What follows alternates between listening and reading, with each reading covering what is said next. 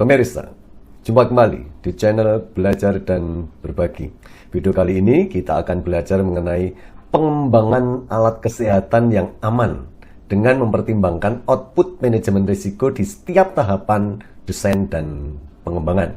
Seperti kita ketahui bahwa prinsip manajemen risiko itu ada dua, yaitu yang pertama, harus diterapkan di sepanjang siklus hidup alat kesehatan.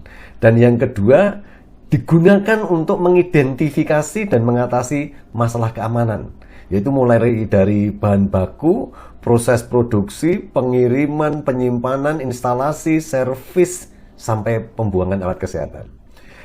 Identifikasi hazard dan pengendalian risiko harus sudah dimulai saat mengembangkan suatu alat kesehatan, yaitu pada tahap desain dan pengembangan. Bagi perusahaan yang sudah menerapkan ISO 13485 tentu tidak asing dengan syarat desain dan pengembangan yang tercantum di dalam pasal 7.3 yang meliputi sub pasal 7.3.1 sampai dengan sub pasal 7.3.10. Dan bagi perusahaan yang menerapkan CPAKB, persyaratan desain dan pengembangan ini tertuang di dalam lampiran CPAKB di bagian 3.D.3 sampai dengan 3.D.9. Dan bagi perusahaan yang menerapkan ISO 9001 versi 2015, persyaratan desain dan pengembangan tertuang di dalam pasal 8.3 yang meliputi subpasal 8.3.1 sampai 8.3.6. Untuk menjamin keamanan produk alat kesehatan, maka di setiap tahap desain dan pengembangan harus mempertimbangkan hazard yang diidentifikasi dan mempertimbangkan pengendalian risiko yang akan diterapkan. Tahapan desain dan pengembangan ini meliputi perencanaan, input desain dan pengembangan, tinjauan desain dan pengembangan, output tentang desain dan pengembangan, verifikasi desain dan pengembangan, validasi desain dan pengembangan, transfer desain dan pengembangan, perubahan desain dan pengembangan, file dari desain dan pengembangan. Ya. Bagaimana mengintegrasikan manajemen risiko ke dalam setiap tahap desain dan pengembangan tersebut? Mau tahu penjelasannya? Ikuti terus video yang satu ini.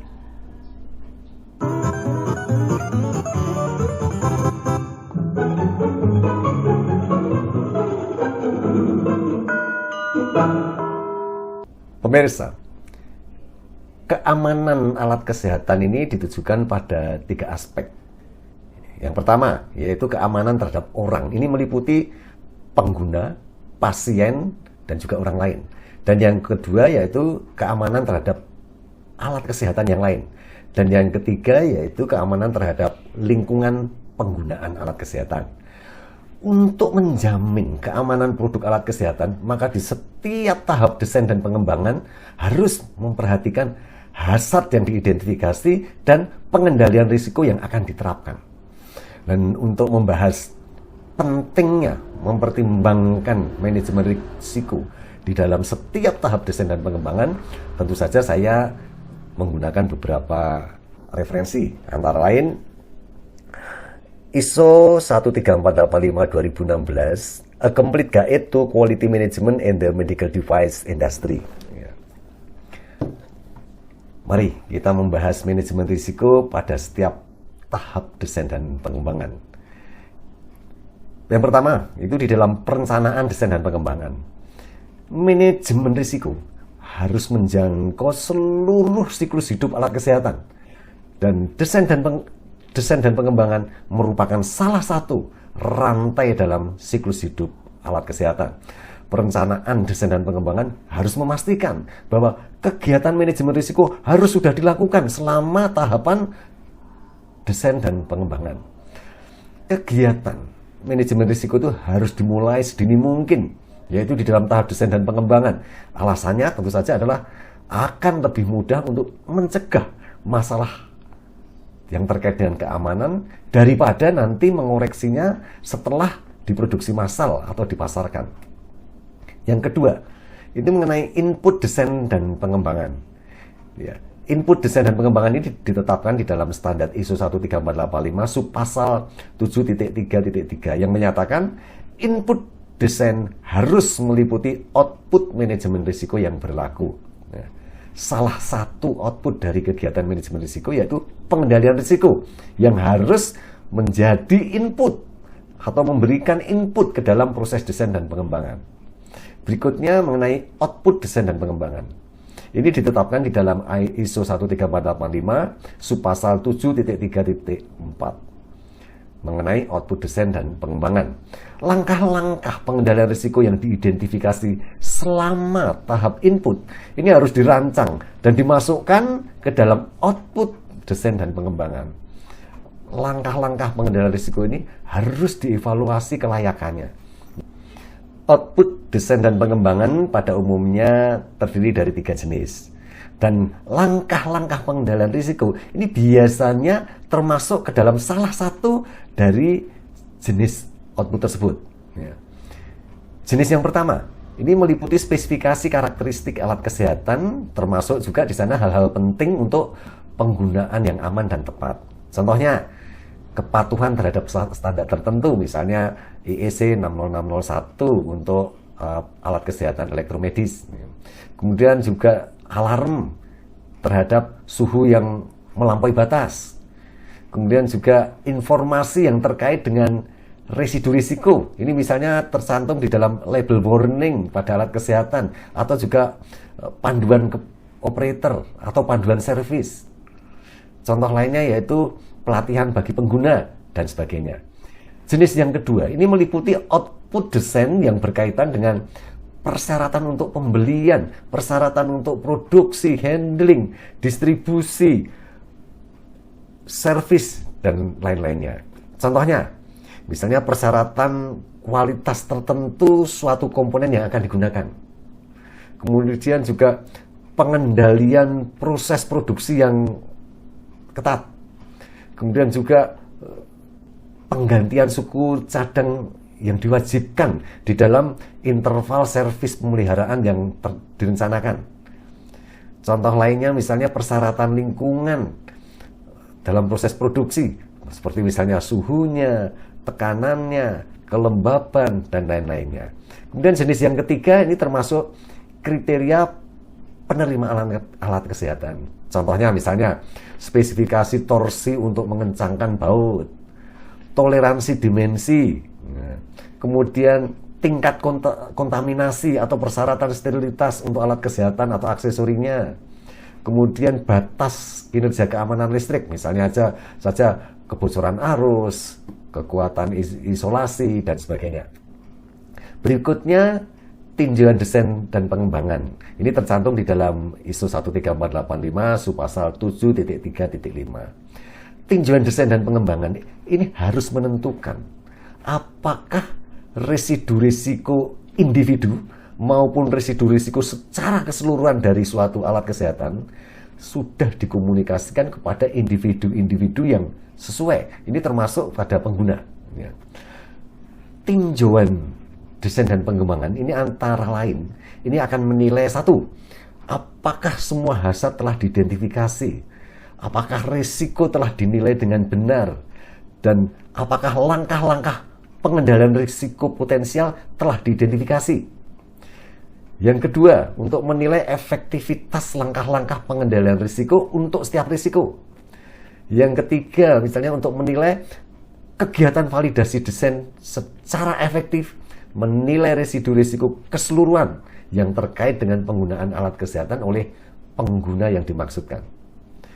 Dan yang keempat, apakah isu-isu terkait risiko baru yang diidentifikasi selama proses transfer desain sudah dikendalikan dan diverifikasi.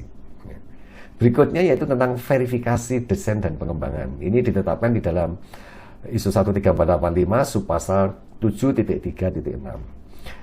Verifikasi desain dan pengembangan ini harus memberikan bukti objektif mengenai apa? Satu, identifikasi risiko sudah diatasi. Yang kedua, langkah-langkah pengendalian risiko sudah diimplementasikan. Dan yang ketiga, bahwa langkah-langkah pengendalian risiko sudah efektif sehingga hasil akhirnya memenuhi kriteria penerimaan yang sudah ditetapkan. Dan prosedur verifikasi ini harus memastikan adanya ketertelusuran antara hazard yang diidentifikasi, tindakan pengendalian risiko yang dilakukan, persyaratan tentang desain dan pengembangan, rencana pengujiannya, dan juga hasil pengujiannya. Berikutnya, yaitu mengenai validasi desain dan pengembangan. Ya. Ini ditetapkan di dalam ISO 13485 subpasal 7.3.7. Jadi validasi desain itu tujuannya untuk mengkonfirmasi bahwa alat kesehatan sudah memenuhi kebutuhan pengguna. Yang kedua, sudah memenuhi intended use. Dan yang ketiga, keseluruhan residu risiko sudah memenuhi kriteria penerimaan. Nah, untuk memastikan bahwa langkah-langkah pengendalian risiko telah ditangani secara memadai di dalam rencana validasi, maka rencana validasi harus memberikan keyakinan bahwa residu risiko secara keseluruhan konsisten dengan yang diharapkan. Berikutnya yaitu tentang transfer desain dan pengembangan. Ini tercantum di dalam ISO 13485 subpasal 7.3.8. Selama transfer desain ke manufacturing atau ke proses produksi, maka produsen harus memastikan bahwa penerapan dan efektivitas tindakan pengendalian risiko yang ditetapkan sudah dilaksanakan. Ya. Produsen harus memastikan bahwa masalah terkait dengan risiko yang ada sudah diselesaikan sebelum merilis desain ke proses produksi. Ya. Berikutnya yaitu tentang pengendalian perubahan desain dan pengembangan. Ini ditetapkan di dalam ISO 13485 subpasal 7.3.9. Perubahan yang diusulkan terhadap suatu alat kesehatan atau terhadap proses manufacturing harus dievaluasi efeknya atau pengaruhnya terhadap keamanan alat kesehatan. Evaluasi tersebut harus didasarkan pada kriteria penerimaan risiko yang terdapat di dalam manajemen risiko dan juga di dalam catatan maupun dokumen desain dan pengembangan. Dan jika terjadi perubahan, penilaian risiko harus direview dan diperbarui apabila diperlukan. Contoh perubahan, misalnya nih, ada perubahan material. Demikian juga penggantian salah satu mesin di dalam proses produksi. Kemudian juga bisa perubahan pemasok. Demikian juga adanya perubahan intended use dan sebagainya. Ya, demikian tadi kita telah belajar mengenai pentingnya memperhatikan manajemen risiko pada setiap tahap desain dan pengembangan alat kesehatan dalam upaya untuk menjamin keamanan alat kesehatan yang akan diproduksi dan dipasarkan. Semoga bermanfaat. Jumpa kembali di video selanjutnya dengan topik yang berbeda. Sampai jumpa.